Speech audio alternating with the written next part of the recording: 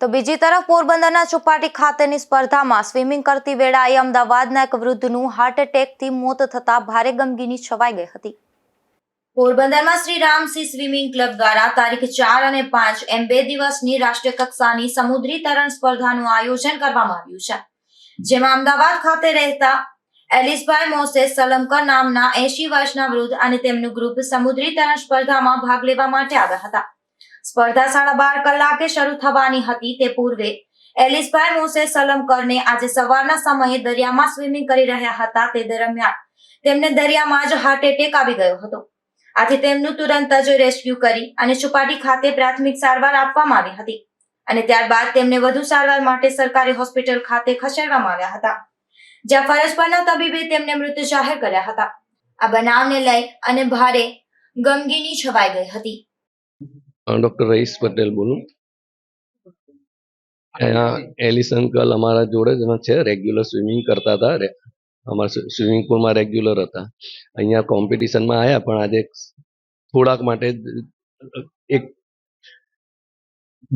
Competition पहला एक बार एमने जवुं हतुं स्विमिंग नो एक ट्राय लेवा, तो ए गया अने त्यां एमने मारा हिसाबे हार्ट एटेक आयो होय एवुं मने लागे छे।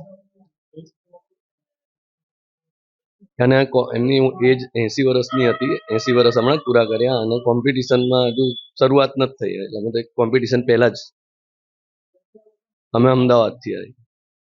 મિત્રો, આજે એલિસભાઈ, ડોક્ટર રિયાઝ, જયેશભાઈ એમ કરીને એક આખું સ્વિમિંગનું ગ્રુપ જે સિનિયર સિટીઝન્સ છે એમાં એલિસભાઈ 80 યર્સના હતા।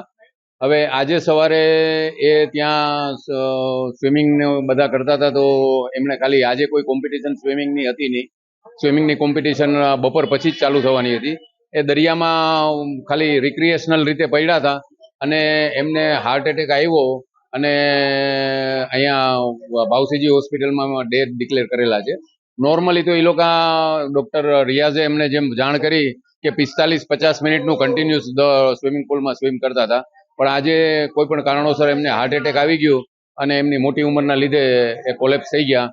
આ ઘટનાનું અમને ખૂબ દુઃખ છે। કોમ્પિટિશન તો હજી શરૂ જ નથી થઈ, પણ વિલ બી એક્સ્ટ્રા વિજિલન્ટ અને જોઈએ છીએ બધી રેસ્ક્યુમાં ને તરત જ એમને બહાર કાઢી લીધા। એ 108ની એમ્બ્યુલન્સમાં તરત અહીંયા હોસ્પિટલે લઈ આવ્યા, પણ unfortunately because of the age his heart could not sustain. Thank you very much. Porbandar ખાતે રાષ્ટ્રીય કક્ષાની સમુદ્રી તરણમાં ગુજરાત સહિતના દેશોમાંથી કુલ 11 રાજ્યોના 1100 થી વધારે સ્પર્ધકોએ ભાગ લેવા માટે આવ્યા હતા, પરંતુ સ્પર્ધા શરૂ થાય તે પહેલા જ આ ઘટના બનતા ગમગીની છવાઈ ગઈ હતી। નિપુલ પોપટ, ગુજરાત ન્યૂઝ, પોરબંદર।